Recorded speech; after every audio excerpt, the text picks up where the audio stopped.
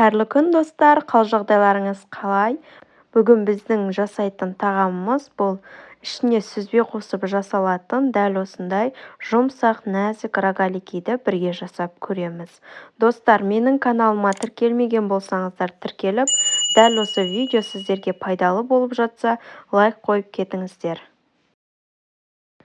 Таза құрғақ ыдысымызға ұнымызды елегіштен өткізіп салып аламыз. Үстінен сары майымызды саламыз.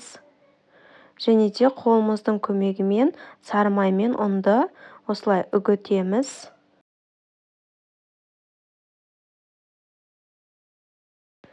Үгітілген қамырымыздың үстінен суымызға содамызды салып араластырып, қамырымыздың үстіне құятын боламыз. Осылай қолдарыңыздың көмегімен жақсылап араластырып, біркелкі етіп қамыр илейміз. Жан-жағындағы қамырлардың барлығын біріктіретін боламыз. Егер сіздер тәттіні ұнатсаңыздар, кішкене қант қосып жіберсеңіздер болады. Мен қант қосқан жоқпын. Осылай тоңазытқышқа салып қоямыз.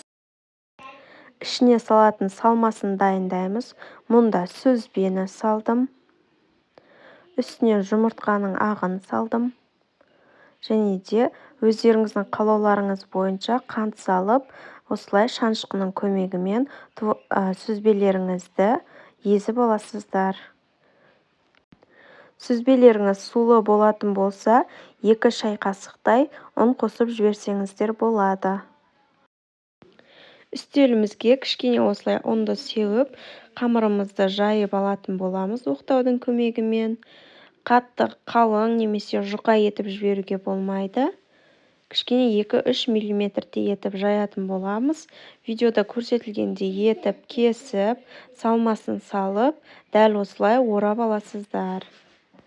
Достар, менің каналыма тіркелмеген болсаңыздар тіркеліп, дәл осы видео сіздерге пайдалы болып жатса, лайк қойып кетіңіздер.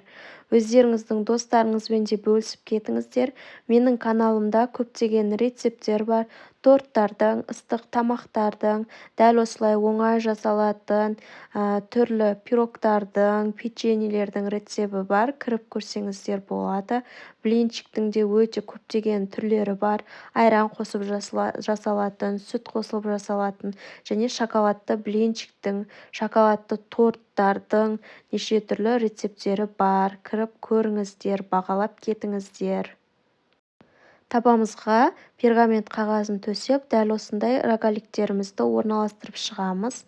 Енді жұмыртқаның сарысымен біздің рогаликтеріміздің бетіне дәл осылай жағып шығатын боламыз.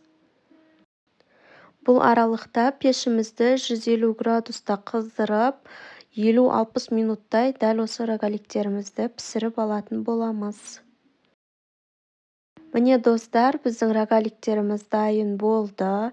Суығаннан кейін барып, дәл осылай ыдыстарға орналастырамыз.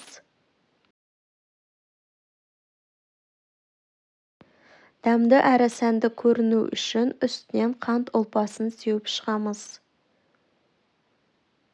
Міне достар, біздің рогаликтеріміз дайын болды. Қараңыздар, ортасын ашқан кезде дәл осылай, қараңыздар, творогтары молынан салынған, өте дәмді болып шықты, жұмсақ әрі нәзік. Тестасын қараңыздар, үгітіліп тұр. Сіздер де жасап көріңіздер, барлықтарыңызға ас болсын.